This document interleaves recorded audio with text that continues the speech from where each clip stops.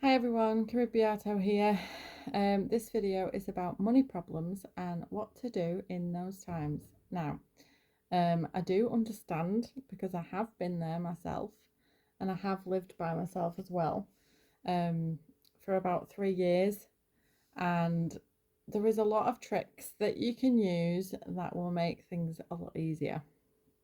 Okay, so the freezer will definitely come in handy for you. Now, if you freeze milk, it will look dodgy when frozen, so don't worry about the colour. It will be fine. It will go back to normal. I would suggest getting two big bottles of milk and putting them in the freezer. I would suggest getting 2 loaves of bread and putting one in the freezer. Cheese sandwiches kept me by quite a lot. I remember that. Chicken fingers. Asda. I used to go Asda a lot, and I was on like £101 a fortnight because I was paying something off. Because well, let's just say I had an ex that wanted me to pay for something which I couldn't afford, and it left me in debt and with a issue. But anyway, and obviously I was below the age where you get more as well back then, and I didn't have a job, so I managed to survive on very little by myself, because not long after that I was on my own. And yeah, so milk, bread, cheese, chicken fingers, a lot of frozen foods. I rarely ever got fresh foods because they were the most expensive. I did try going vegan for a week in that time as well, and that was like a really bad idea. I was really hungry. It's definitely not for me, and I couldn't afford it because healthy fresh food is a lot more expensive than fattening food.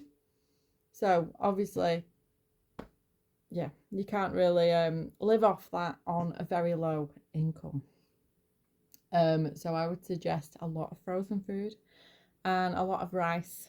And let me tell you, I had plain rice a lot, and it was like eating a bag of rocks because I didn't have microwavable rice, and I also didn't have a cooker.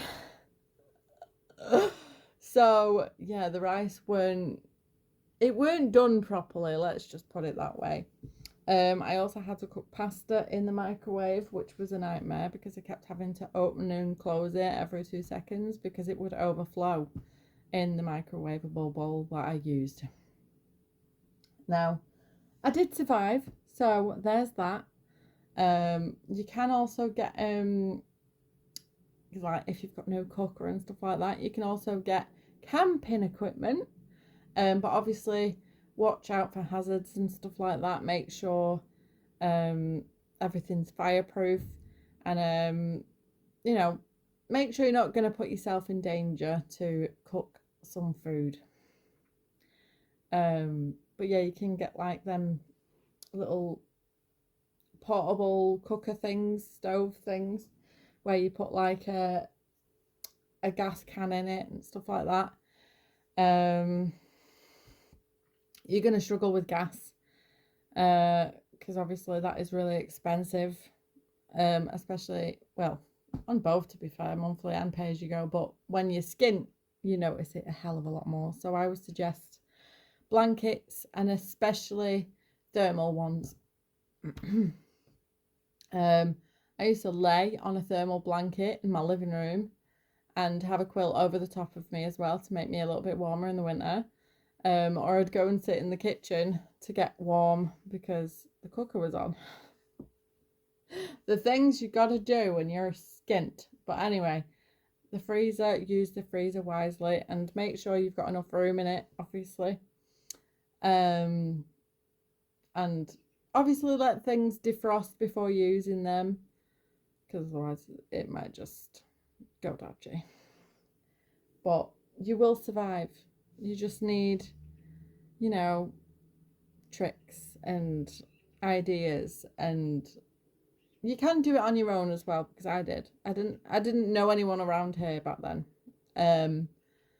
In fact, I actually used to help one of the neighbours because they didn't have a cooker when I did, and they couldn't cook the food, and they'd come to mine all the time with chicken, with actual full chicken. And I'm like, you've got to stop bringing chicken, because it was the chicken that takes decades to cook, and obviously it was using my electric and I was skint myself. So yeah, anyway, thanks for watching, stay tuned, and toodaloo mofos.